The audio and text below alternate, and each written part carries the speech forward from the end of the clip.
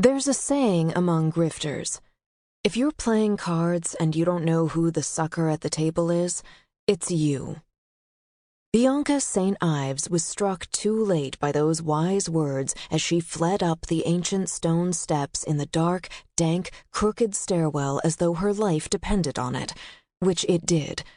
Her heart galloped from her headlong race to escape before what gave every sign of being a trap snapped shut around her.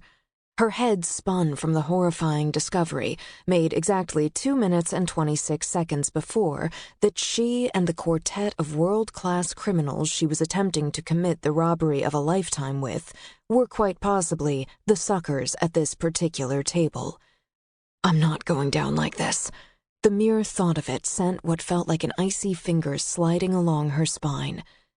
Shimmying open the lock on the heavy metal security door at the top of Bahrain's Gudabia Palace's cellar stairs with a practiced jiggle of the pick she carried, she reached through the deliberately provocative slit in her tulle-over silk skirt to clip the pick back into place high on her thigh. Then she pulled the door open, cast a quick look around, and stepped out of the gray gloom of the stairwell into the dimly lit hallway. The musty smell was replaced by the scents of roasting meat and heavy spice. Of course, the large industrial kitchen was located directly to her left, on the other side of the wall. No one around. Twitching the nuisancey train of her shoulder-bearing black evening gown out of the way, she carefully eased the door shut. Then she started walking fast, but not so fast that it would raise suspicions if somebody happened to catch a glimpse of her.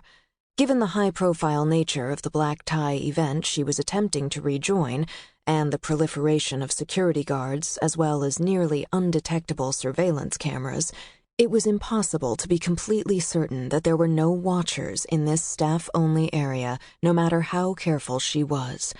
The rapid click-click of her elegant stilettos on the marble floor made her wince. The sound seemed preternaturally loud in the high-ceilinged, narrow space, but what could she do? Tiptoeing was a non-starter. As in everything in life, projecting confidence was the key to success. Even while running for her life. No, especially while running for her life. She was still finding it almost impossible to wrap her head around what had happened. The $200 million in cash their crackerjack gang had joined forces to steal was already gone when she got the vault open.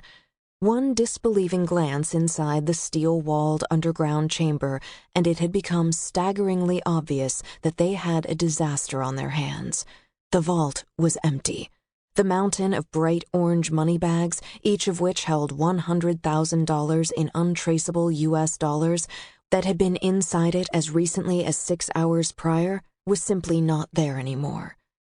Could anybody say, "Holy freaking screw-up"? Thump. The sound heralded the sudden opening of a swinging door a few yards in front of her. It was all she could do not to jump with alarm as a man unexpectedly emerged from the kitchen. He checked at the sight of her. "Kya main aapki madad kar sakta hoon?" he said as the door swung shut behind him. Bianca just managed to keep walking toward him as her brain automatically adjusted to the language, which was one she was semi-fluent in. "Can I help you?" was what he'd asked her in Urdu. Okay, not exactly threatening, despite the frowning look he was giving her. Short and compact, he wore traditional Arab garb. His long, grizzled beard was bound into a neat spike with rubber bands.